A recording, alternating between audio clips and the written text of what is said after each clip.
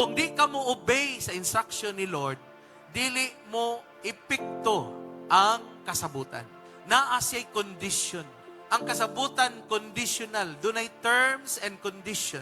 O gikinahanglan mo obey ta sa instruction in order for us to receive the commanded blessings, the intended blessing nga gusto si Ginoo nga iyang ipa-enjoy sa katawhan niya. So first, kinahanglan makahibaw ka, establish na to atong responsibility. Obeying God's instruction. Ikaduha, nga i-establish, rewarding nga gusto ni Lord i-establish sa atong life. Blessings in all aspects of life.